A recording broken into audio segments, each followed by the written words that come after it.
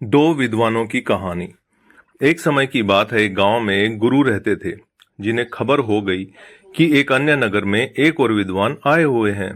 वे अद्भुत ज्ञान के मालिक थे और आगे बढ़ने के लिए सबकी सहायता कर सकते थे।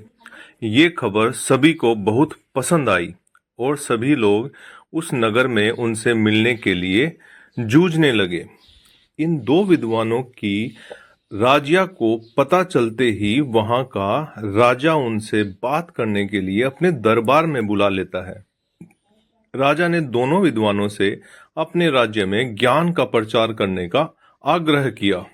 दोनों विद्वान ने राजा के आह्वान को स्वीकार किया और उन्होंने राजा के सामने आगे जाकर कहा, आपके सामर्थ्य के लिए हमें गर्व महसूस हो रहा है। महाराज, हम आपकी सेवा में हमारा सर्वोच्च कर्तव्य मानने के लिए तत्पर हैं। राजा ने खुशी से भरे होठों से कहा, तुम्हारे सामान्य भाषा में जनता को समझाओ। पहले विद्वान मुस्कुराते हुए बोले, अच्छा महाराज, हम आपके राज्य के राजा और प्रजा के बीच बातचीत को सुगम बना सकते हैं। राजा ने आश्चर्यचकित होते हुए कहा, मुझे बिल्कुल आश्चर्य हो रहा है कि तुम कैसे कर सकते हो। ये तो मेरे लिए है। दूसरे विद्वान ने मुस्कुराते हुए कहा, महाराज, हम आपके राज्य के लोगों को सामग्री के बिना खाने का ज्ञान दे सकते हैं। राजा ने बहुत ही आश्चर्यचकितता से कहा, मैं ये सचमुच मानने में सक्षम नहीं हूँ। कृपया मुझे बताओ, तुम इस बात को कैसे संभव कर सकते हो। पहले विद्वान ने कहा, महाराज, हम विज्ञान का उपयोग करके एक ऐसा उपकरण बना सकते हैं जिससे हम राजा की मर्यादा के साथ बातचीत कर सकते हैं।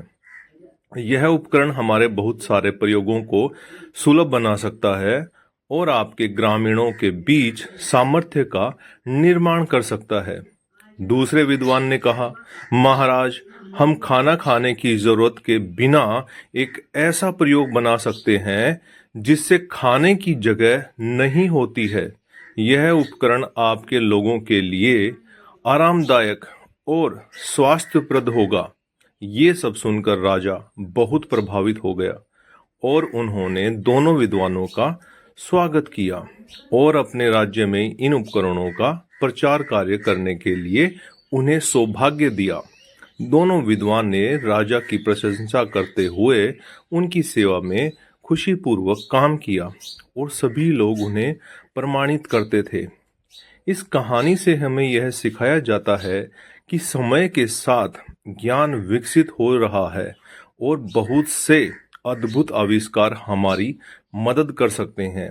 दो विद्वानों के उदारता, समर्पण और सेवा भाव की मिसाल हमें ये बताती है कि हमें हमारे ज्ञान और कौशल को समाज की सेवा में लगाना चाहिए। तो दोस्तों, ये आपको कैसा लगा नीचे कमेंट करके बताएगा। नहीं है तो चैनल को सब्सक्राइब कीजिएगा, शेयर कीजिएगा। आप सभी लोगों का तहे दिल से बहुत बहुत धन्यवाद।